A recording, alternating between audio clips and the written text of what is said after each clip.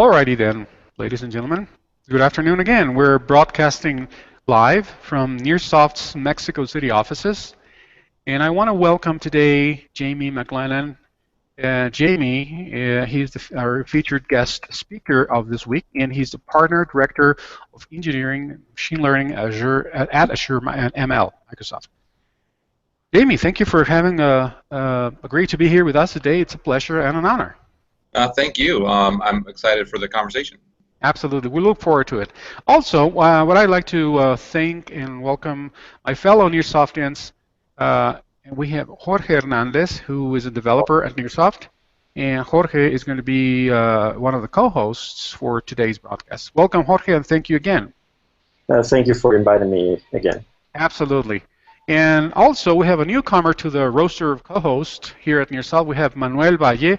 And also, Manuel is a developer at Nearsoft, and he's working out of the headquarters, like 1,500 miles away from here.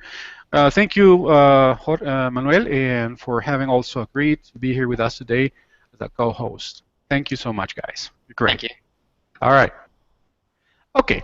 Let's start by introducing today's topic.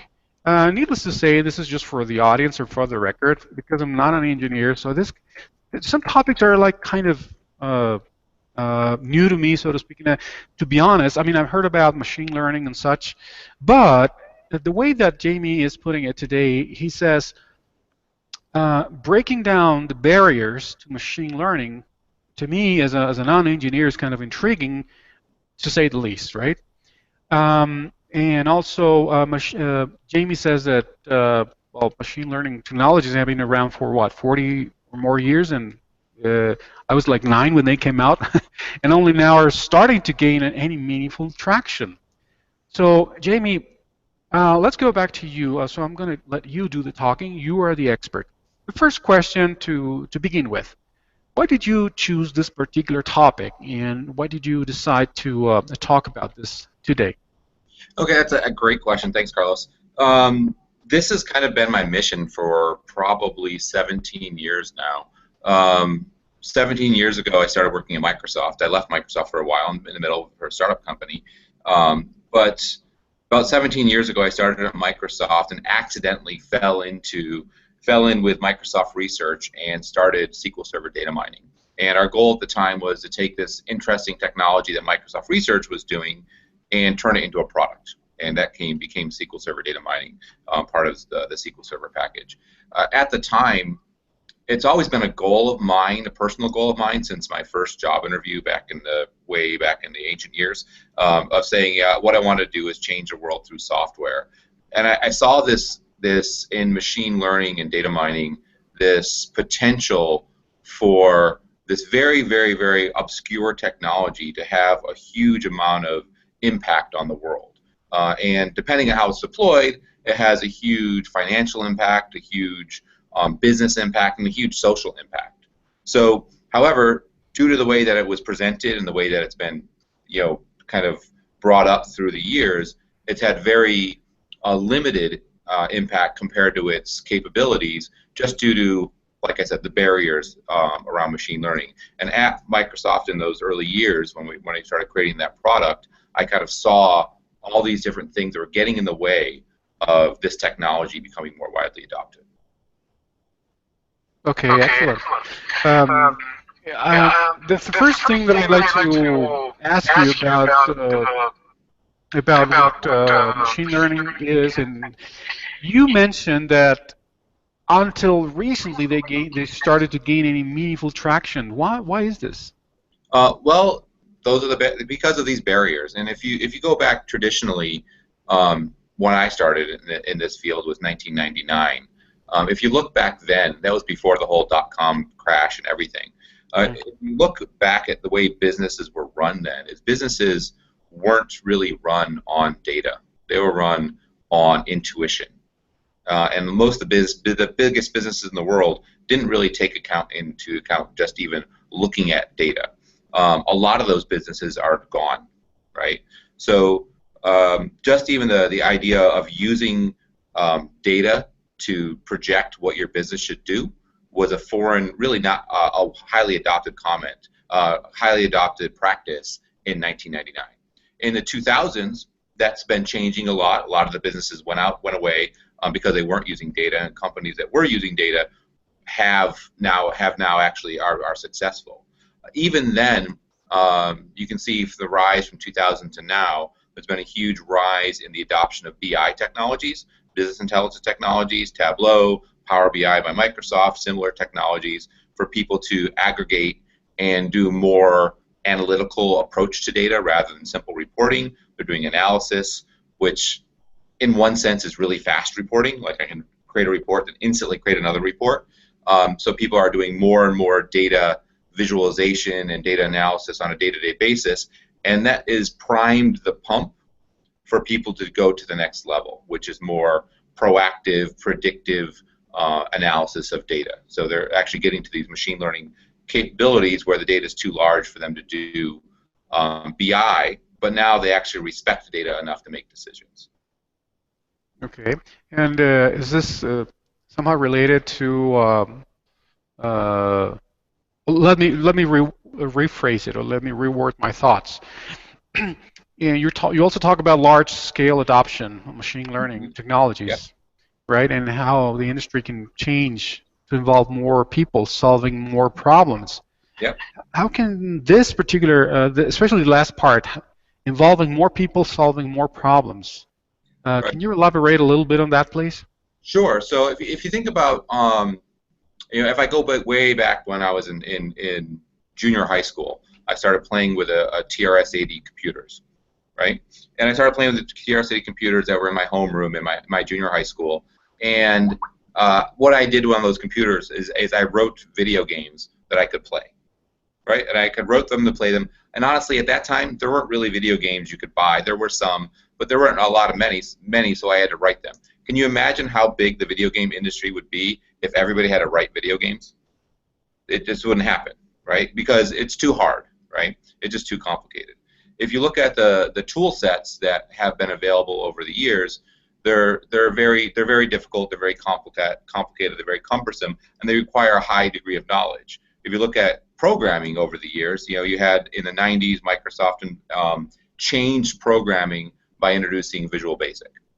And now you had people who were using spreadsheets or using Word, creating programs and developing software with just with very simple concepts and they opened up that market, which eventually you can say now later Apple did the same thing for the iPhone, creating a platform for selling apps and creating whole new giant markets in mobile phone apps, creating new markets and allowing more people to participate in those markets.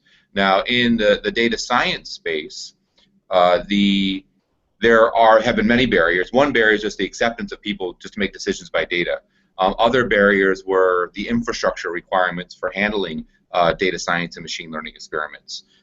The other questions are the costs. A lot of the costs, you would say you might say today that the cost right now has been driven down to zero through open source technologies, but the costs really haven't been driven down to zero because they require highly technical staff. So all these things are stopping all these different kinds of issues, and the complexity of the software is was a major part of the issues, is stopping what I would say is the major supplier to the data science industry, machine learning industry, which is the data scientists. There's a limited number of people in the world that can do data science to any effective means. And because there's a limited number of people, there's a limited number of outputs. You can have a limited number of buyers, a limited number of consumers, a limited number of the types of applications you can build. So it's been my mission over the last 17 years since I started in this to actually break down those barriers, to open up the field to more people. You have more diversity, you have more people be able to participate in this space, and therefore you'll have more revolutionary applications on the back end. Okay, excellent. Thank you. Thank you so much.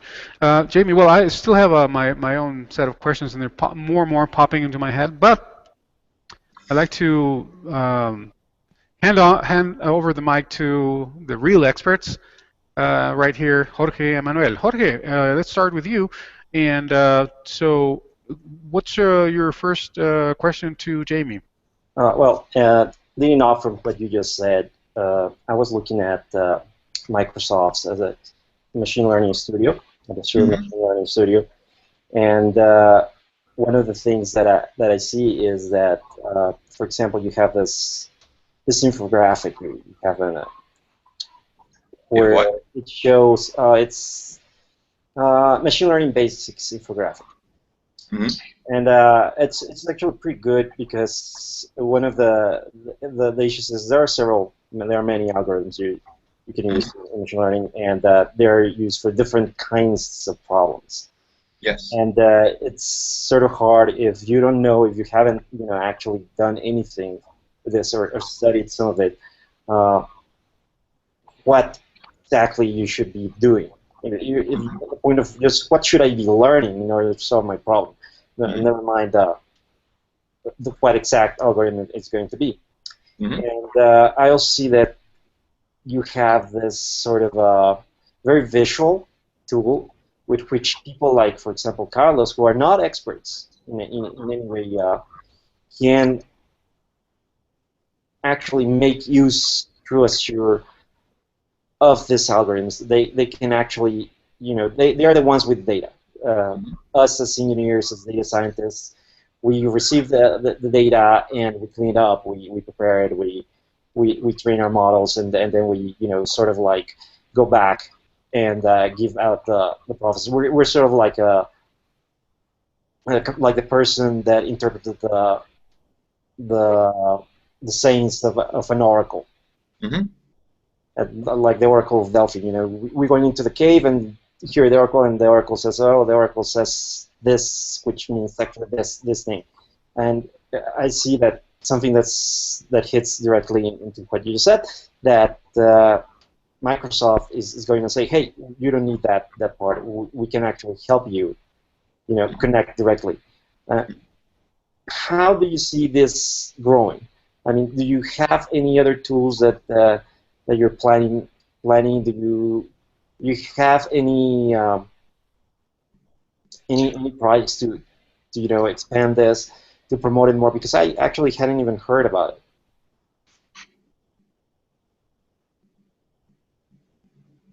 So I understand what you're saying, and I agree. Azure ML, if you look at what Azure ML is today, it's breaking down a particular barrier to predictive analytics, which is really around the infrastructure requirements of setting up a large-scale predictive analytics service and machine learning service that you can actually have a lot of people use at the same time and scale out to internet-scale problems. And we have customers who are doing hundreds of millions of queries against the service a day because for their audiences. And its main design at this version, which is our V1 product, is to solve those problems and break down those barriers of deployment. It's not necessarily designed at the current time to surface the needs of somebody who's never used data science before. Although there are tutorials and helper assistance to get people started very quickly with some simple concepts. My vision for the future, I'm new to Microsoft in this role. I spent the last 6 years at a startup company called Prediction Software, which I co-founded, is to bring a lot more ease of use into the product so we can bring more people in there. So your enterprise developers, such as yourself, who may not have done data science in the past, can start adding data science into their workflows, into their capabilities, and eventually drive that stack down so more people can be considered real data scientists as opposed to what a lot of people might say, a data scientist in name only. So there's a real data science you can do using Azure ML.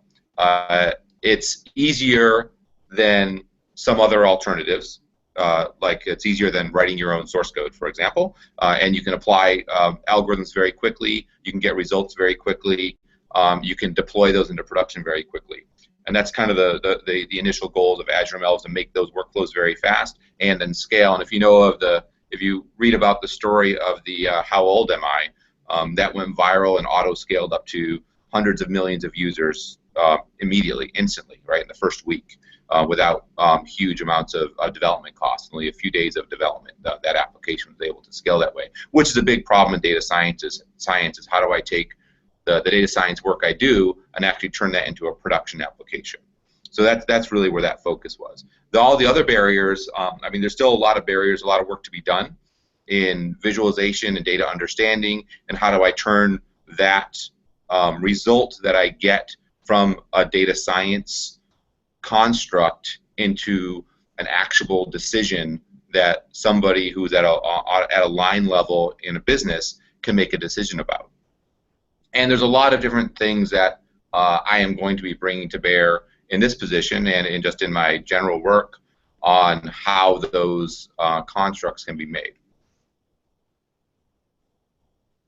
Did that answer your question? Yeah, very much. Thanks.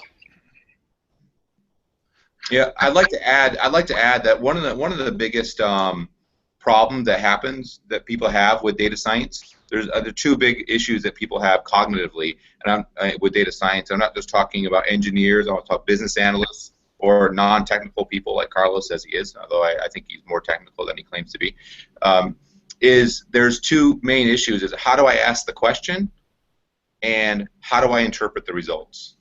And those are different things, because if I look at BI and the BI work that I've done, that you've done in the past, and all those things, is you get something like, this is my year-over-year growth in sales for this region, or by this salesperson. And those are very easy numbers to understand. I can say, you know, if this growth in this region was 40%, or this, you know, in this region it was down 12%, and I understand what those numbers mean. But if I tell you that, you know, the growth next year in that region is going to be, you know, has a 75% likelihood of being positive. How do I interpret and how do I act on that kind of information? And the general knowledge of people in the field isn't set up yet to really deal with probabilities and possibilities. It's really, your mind is more set up with facts from your formal education. Although we deal with probabilities on a day-to-day basis, and we make choices intuitively on a day-to-day basis, when we're faced with the actual number, it doesn't help us sometimes. And an example that I give is, if I give a prediction of something, if some event happened, and I say that the result is 30%, what does that mean? Now, if it's 30% and the average is, you know, most people, you know, say 30% somebody will buy a product, and 50% of the people buy a product, that means it's a bad thing, that you wouldn't want to go for it. But if it's 30% likelihood that somebody's going to buy the product and the average is only 1%, then this person's 30 times more likely. And the right metaphors need to be brought to the audience so they can make the right decisions on those results. And those people aren't generally going to learn data science or understand data science, but the data science developer, the data scientist, the developer, and the producer of this application framework needs to use the right metaphor to help those end users understand the value that they're getting from this solution. Because if I can tell you that something's much more likely to happen than usual, and present it to you in a way it's meaningful to you, then you can make the right decisions. That's a fantastic point, actually. The one that I hadn't thought about,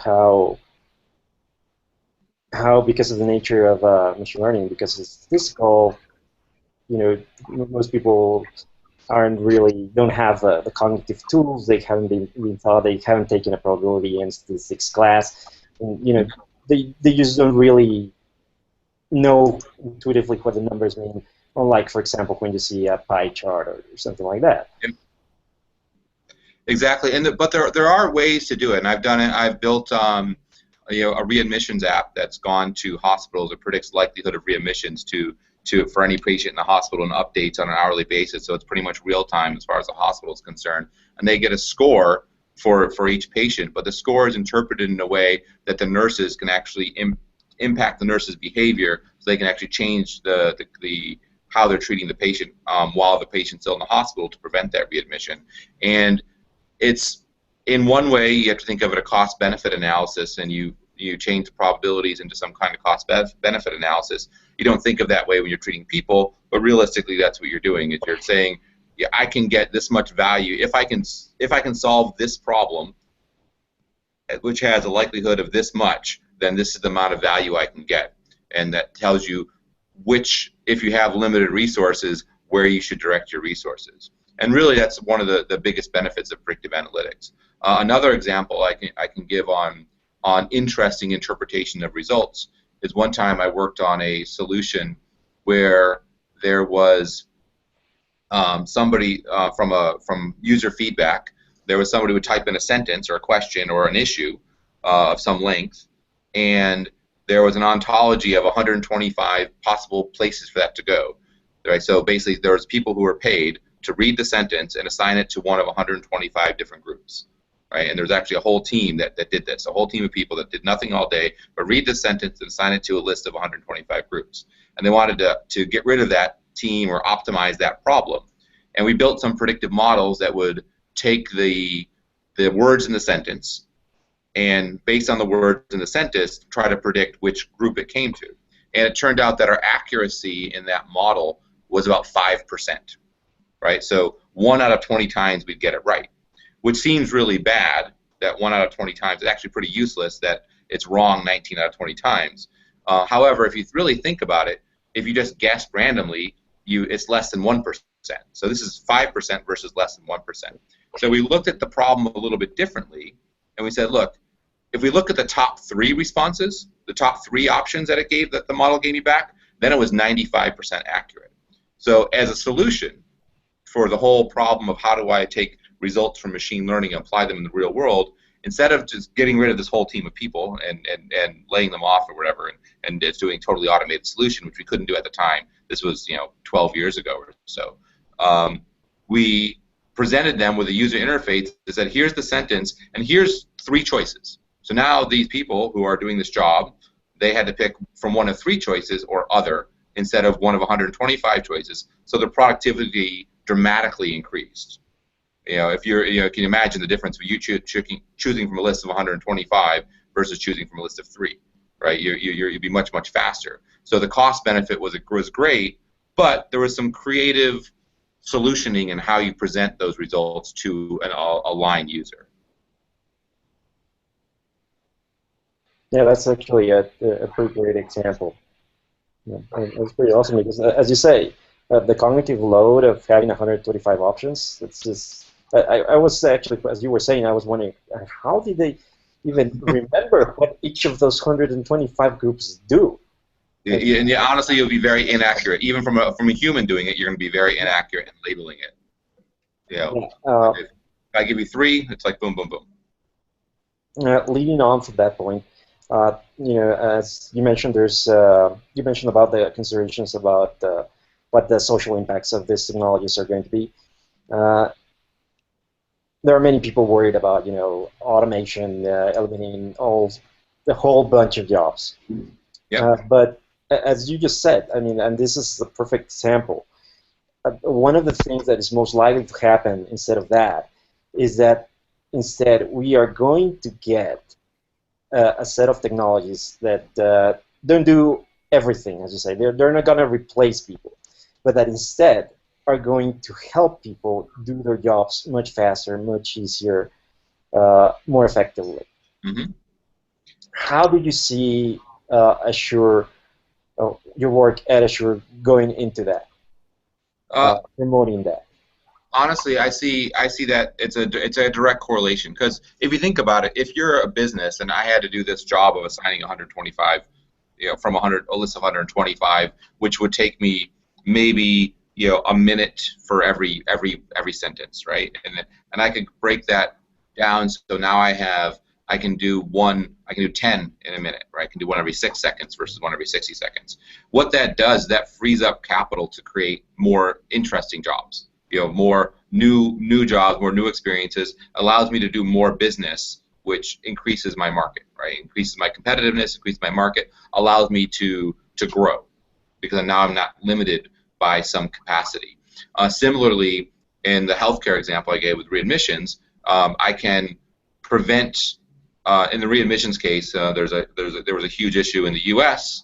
around hospitals being penalized for having too many readmissions, and simply having 2 issues happen: either one, not being reimbursed if somebody readmits to the hospital, and second of all, being fined by the government if they have the readmission rates are too high. So all the Medicare issues, a lot of big issues around that cause to happen. But if we think about what that does, that drives quality into the hospital, right? The hospital has to provide a better service, and we can help them through machine learning identify how best to spend the resources to provide better service for their customers, which are the patients, right? So right there is a big social benefit.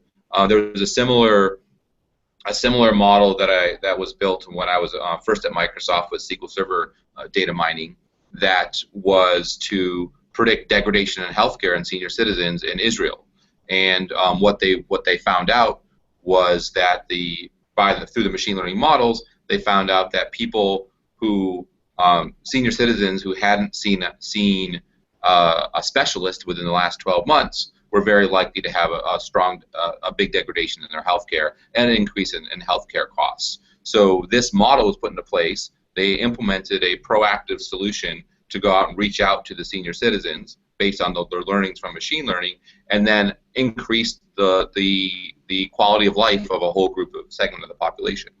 Now, that's big social impact, and those kind of those solutions have social impact on people. Now the nurses, there's basically, if you think about it, in this case, the doctors there are now getting more work because they're getting the quality of life work rather than the reactionary work, to be able to be proactive than reactive. And it kind of changes your focus in the life cycle of events to how do I make things better as opposed to how do I fix things, right? That's what machine learning can do. It's like how do I make this whole situation better for everybody versus how do I fix things? And then in the decisioning process, it helps you as somebody who's maybe not as much of a specialist. It gives you some additional hints. And I could say, in a hospital scenario, use that for an example. If you're a nurse who's been in the hospital for 25 years, you might have intuitions on which patients need to be treated right away. If you're a nurse who's just starting, you not have those intuitions, and this can give you help to be more proficient in your job. Yeah, that actually is a pretty awesome thing. Manuel, I don't know if you have any questions. Yeah, Manuel, it would be great if you could share with Jamie your own views and questions about today's topic. Yeah, so you're talking about making these machine learning algorithms help people to make their own decisions based on intuition. So how would that work for highly regulated businesses like banks or insurance, where you need to give a solid reason of why you're making a decision? Because there are a lot of machine learning algorithms that work like black boxes and give you some prediction but not explanations. So how would we go about it, basically?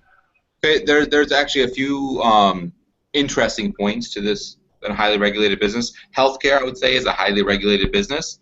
So again, there's a couple things in when I talked about the barriers to predictive analytics and acceptance and how you apply the results and how you do all those different kinds of things and how you integrate that into a final solution.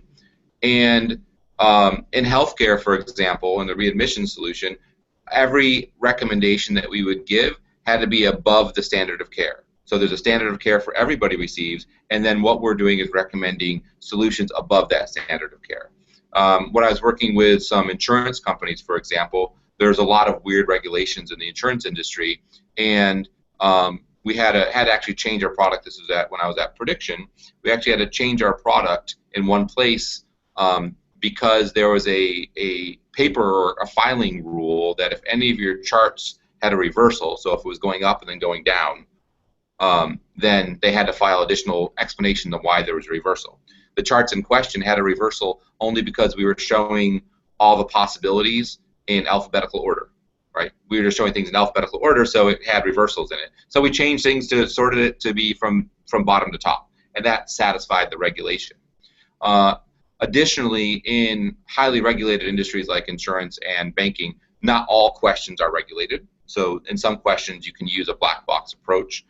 In other questions where the results are very, very regulated, there are standard techniques in machine learning, like regression analysis or tree analysis, where the patterns are not very black box. In regression analysis, I can look at all the coefficients, and it'll say that this input relates to the output by this much, and this is why. So the results are very explainable in some solutions, with some algorithms.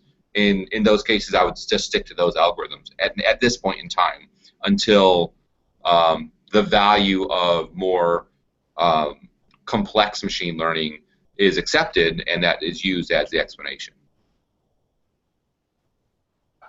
Okay, thanks. Thank you, Manuel, for your question.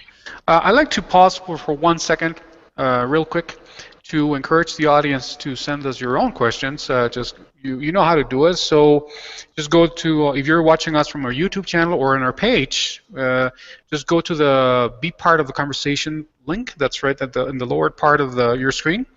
Click it, and it'll take you to our Q&A window. So just send us your questions, and we'll zoom them over to Jamie so he can get back to you on those. And with that being said, Jamie, I have if I may, I'd like to step in real quick. And I'm kind of rewinding a little bit on some of the things that you mentioned.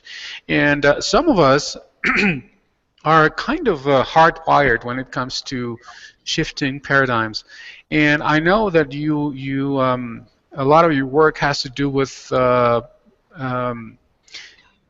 just striving how individuals changing the way or the paradigms and how individuals interact, and so we can extract value from data assets. In that sense, what would be like the best piece of advice you can give to those of us who are, like I said, a little bit of hardwired or who have a hard time sometimes shifting some paradigms?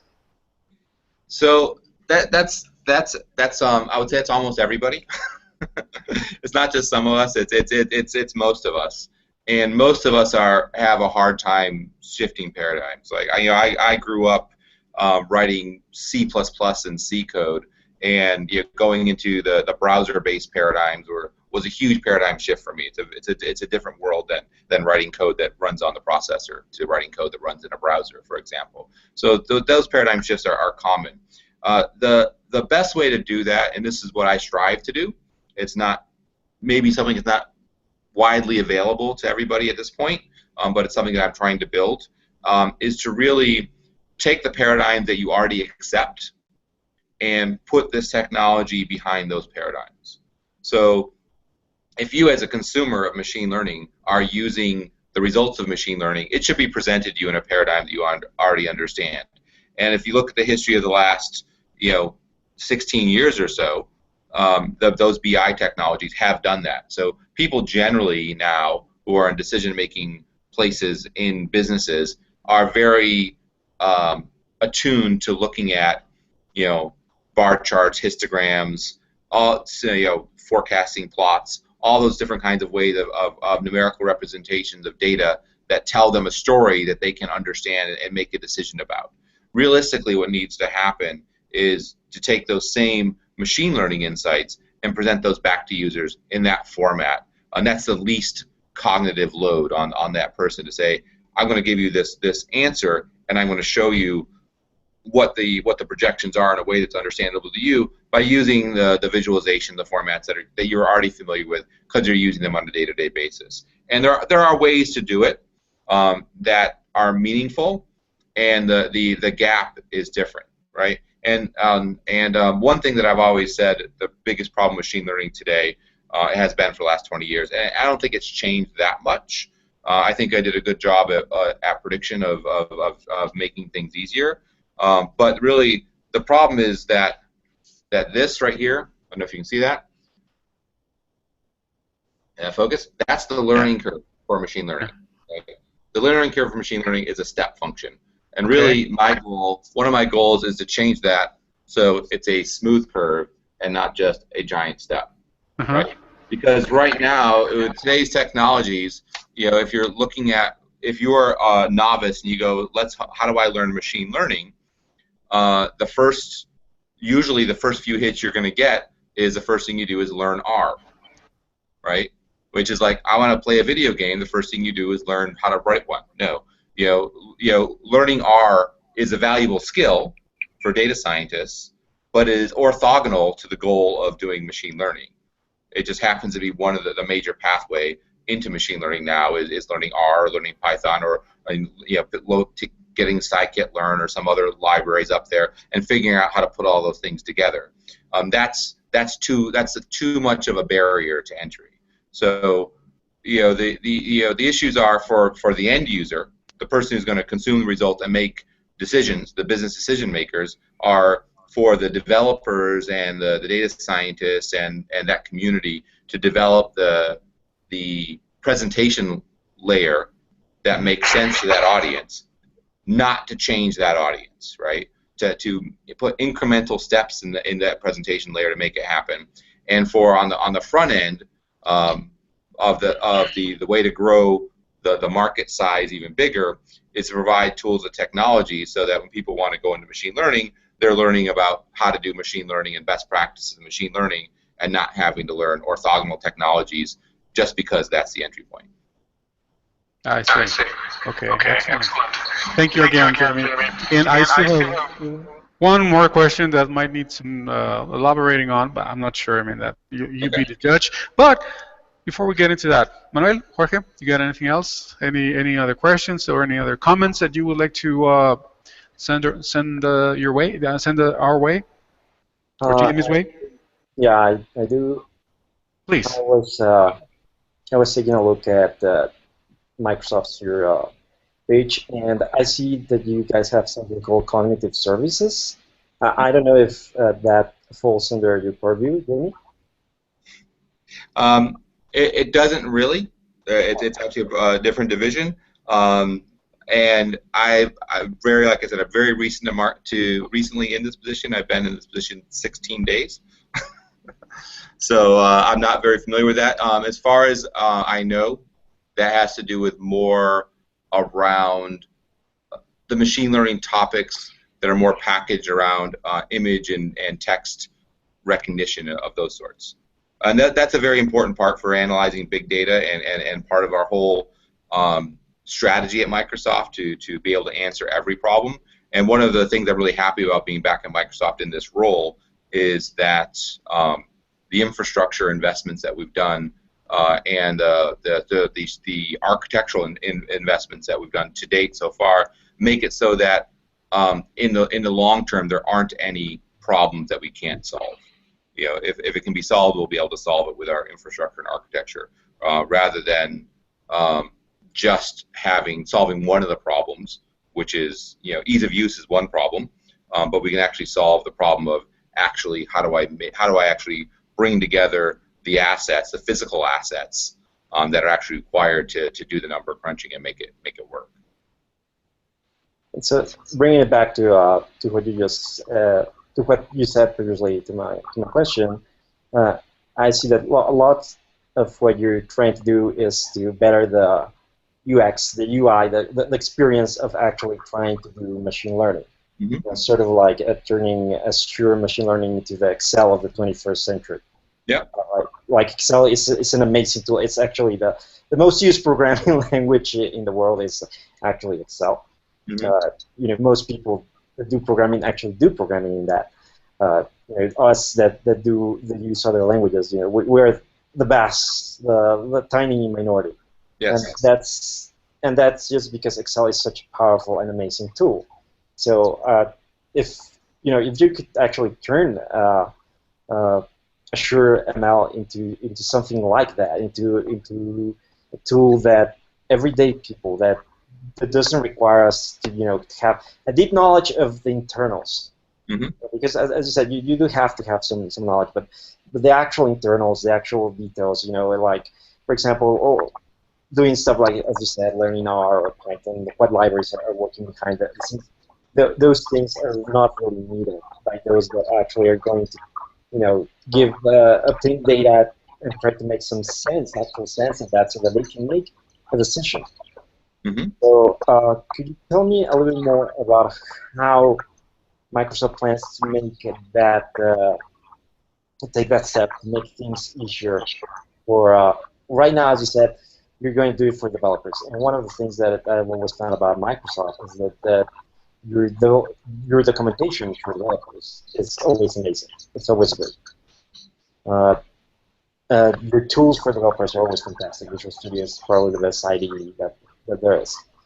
Is there anything that you have in your mind about taking that extra step with Azure? Any other tools that you're going to come out with? Any stuff that that you could tell us about? Because you probably there is some stuff that you can't tell us about. Is there anything that you could tell us about to get everyone excited about what you can actually go ahead and do, and what you will be able to do in the future with Azure ML? Well, I can say a few things on that. First of all, we're as Microsoft is doing right now, we're investing big in machine learning. It's not a small side project. It's a big investment.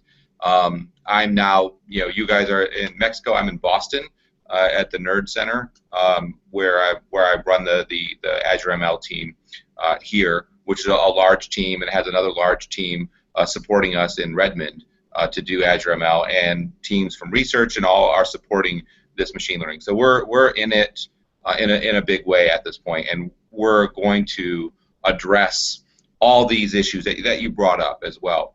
You might not be familiar with some of my earlier work when I was at Microsoft. Before, I created something called the SQL Server data mining add-ins for Excel, which give Excel users the ability to apply the data mining work that's in SQL Server, if you have a connection to a SQL Server analysis services server, through a very easy interface, and it's very easy to get started with that product. And I think you can still go to the Microsoft site and download that, and it's still compatible with the current versions of Excel.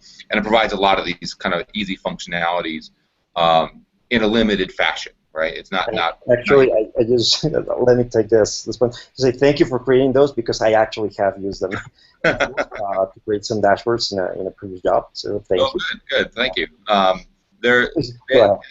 That's right there. You can see the thinking that I had then is the thinking that I have now, and that breaks down that barrier on that ease of use and that audience. So there are Azure ML plugins for Excel as well to be able to use the results of Azure ML inside of Excel, and we will be continuing to invest in more in our analytics suite, intelligence suite to address these different problems. And there's a lot of things I can't say, and it's probably better for me not to say because I'm early and I don't exactly know what the things I can say and can't at this point, since I just started a few weeks ago.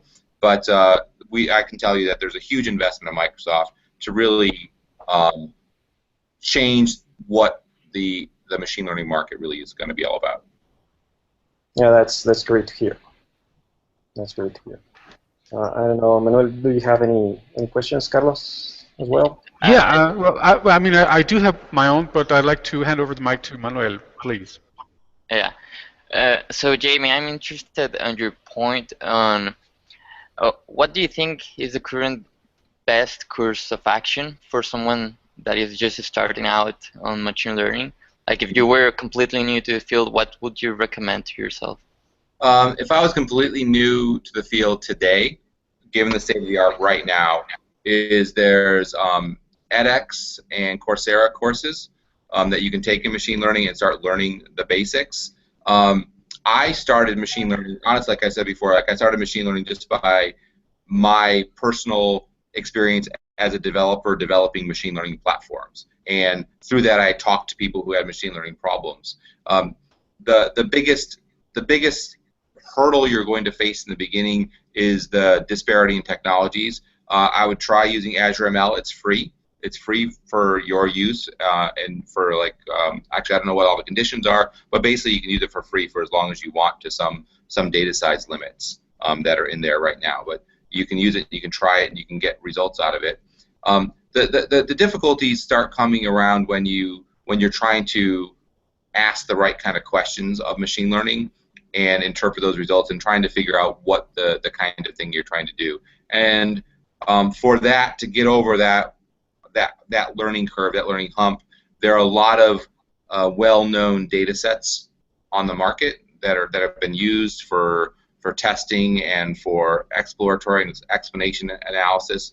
Lots of different kinds of those things where you can just put those into the product and run some machine learning models on those and see what the results are, see what you come out, and then you'll start saying, oh, if I put this kind of stuff into the system, this is the results I get on the other end, and now I can start making some more conclusions about how I can apply this technology to the problems that I have. And really, the magic of a data scientist comes not from applying an algorithm, because the algorithms, if you assume all the algorithms are black boxes, they come back with a probability, and some are better than the others. And the magic is really, how do you ask the question? What are the inputs you give? How do you take your data and use that data to ask a meaningful question that gets a reasonable answer? Does that make sense? Manuel? Oops. Oh. Seems like, I think we lost him. yeah, we lost him for a few seconds, so hopefully, and I'm sure that hey, there he is. All right, Manuel. We lost you for a few seconds, but I hope that Jamie answered your question to satisfaction. Yeah, thank you very much. And actually, I have another question. I don't know if I have time. Yeah, we still have about 10 more minutes before we have to wrap up. So yeah, please go ahead. Yeah, so you mentioned some barriers to the adoption of machine learning, like acceptance, infrastructure, cost. And one of the most important pieces was the lack of talent, the lack of people being prepared to do the job. My question is, how is different the machine learning that is studied in the academia from the machine learning in the industry? And how can we bring them closer so we get more people prepared to do the actual job?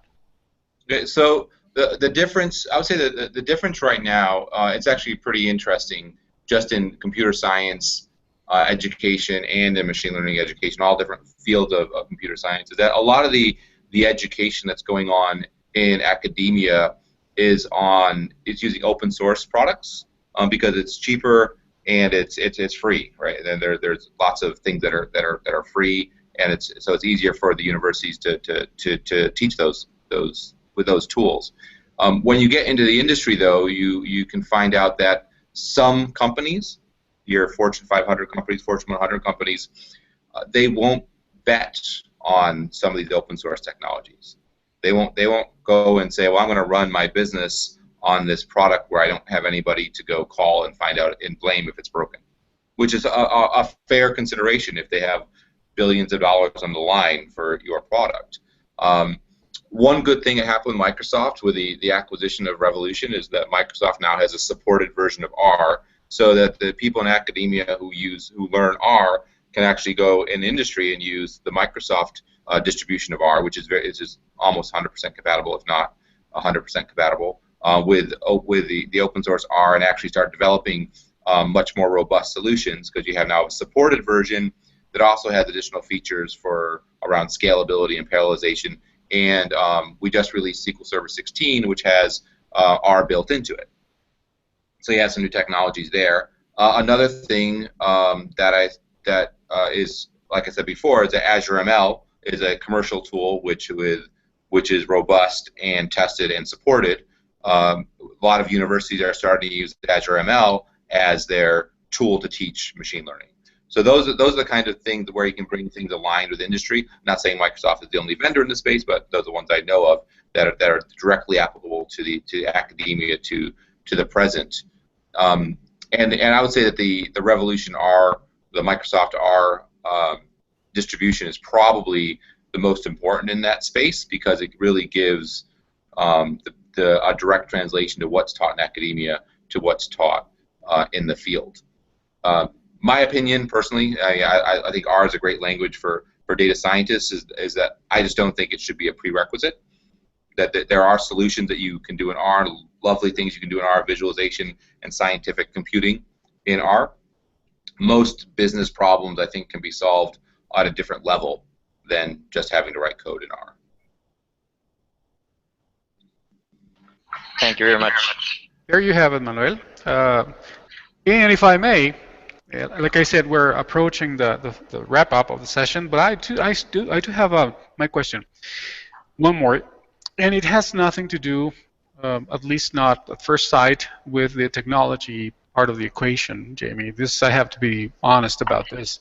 It has to do more with with what we call culture, company culture. Let me tell you why. Because company culture is something that's very big, very strong, very imbued in our DNA as a company at Nearsoft. And this is so. The question that I'm about to ask you is very relevant for a lot of us, and is the following. And this is ties into your personal view on fostering basically three things. And I'm talking about the environments, creating environments that foster personal responsibility, pride in individual workmanship, and positive group interaction. Okay, coming from well, you already started the company now, and also you're working for a larger company. In these two items, individual workmanship and positive group interactions, sometimes are not really easily blended together, because on the one side you have this many developers, many engineers are very like individuals that like to keep to themselves, or they're not team players, so to speak. But also on the other end, we have the need for positive group interactions. My question is, have you ever encountered these types of contradictory situations or conflictive situations when you have the need for group interactions, but yet on the other hand you have these people who are kind of reluctant to be favorable, to have a favorable demeanor to conduct a successful group interaction, and how have you overcome it? So this is almost like a management question. It has to do with company culture. I mean, on our end, but I run into this all the time, and honestly, it's there's always the default answer where if your best player on the team can't play with the rest of the team, then you get rid of your best player. I mean, that's your team is more important than any individual on that team. So if you foster a culture that requires group interaction and where people are positively engaged with one another, then that can happen, and you reward on a general day-to-day basis, reward those positive interactions. And you have to make sure that people on your team are confident enough in their own abilities that they don't feel afraid to have those communications. When you run into somebody who is self-limiting, there's two ways of people that don't interact. Either their ego is too big, or they're too afraid. Right? If their ego is too big, you can coach them to relax the ego and actually incorporate and help them to learn how to mentor other people. Right? If their ego is justifiably big, they can mentor other people, and you make them the wise person on the hill that everybody goes to, and you give them that additional reward and responsibility. And if they're too shy, then you visually and visibly encourage them in both private and public environments to break out of that shyness and collaborate with other people. Now there's a lot of I see in Manuel's office, so you kind of implement that there. There's a lot of debate on open spaces, and if open spaces are a good thing or a bad thing for developers. Do they break up your private time or break up your environment? I think that open spaces can be used very well to increase communication and without being destructive to the individual's productivity. And I think that's more important than in the long run. In the short term, you have short-term productivity hits maybe from distractions, but in the long run, that ability to rapidly communicate with people around you is more important. So, in my mind, if you're going to be the island in a group area, then you shouldn't be part of the group. And as a company, as a team, it is a team. It is just in general, you are a team. And as a manager, or responsible leader, it's up to you to deal with that situation, right? Break down the barriers of ego and break down the barriers of lack of confidence on the team to make sure that everybody can contribute equally to the group goals. Excellent. I think that definitely we should keep an eye on that, and I think that Jorge and Manuel, I think you're going to agree with me that hopefully you're going to agree with that. This is kind of an important thing to talk about, at least for a couple of minutes, right? And you guys, you know why. Because, like I said, Jamie, cultural is a big thing in yourself. So keep us together, move us forward. If your team culture is broken, you won't ship a good product. Yep, indeed. Okay, let's see. All right. Well, Jamie, Manuel, and Jorge, unfortunately, we need to wrap up the session, and the only thing for me left for me to say is, like I said, Jamie, you're going to get one of these and a couple of other tokens of appreciation. We really appreciate your having agreed and set aside some time to be here with us today. And the same for Jorge and Manuel. You guys are busy, and I appreciate your time as well, so thank you so much. And Jamie, you and I are going to be in touch because we, when the broadcast is finished, is done, it doesn't really end there because we come up with a couple of nice little items. We create a sub page and we send it to you. So I'll email you the details so you can have it and use it at your leisure and convenience. Jamie, so thank you so much from the bottom of my heart for, like I said, to having agreed to be here with us today. And the folks out there, you can. Oh, by the way, Jamie, if is there any information that you would like to, or could, or be willing to share with our audience, with their current or future one, maybe a Twitter handle or something, maybe a blog or a page, something that they can go and visit you? Right now, I think my Twitter handle is Hey Jamie. I think that's what it is. I'm not sure because I don't use it that much, but when I do, that'll be it. I have a blog that I haven't updated in a long time. It's jamiemclennan.blogspot.com, but I'll probably start blogging there again. And I used to blog for Microsoft, but I moved it to a personal blog because then I can continue it.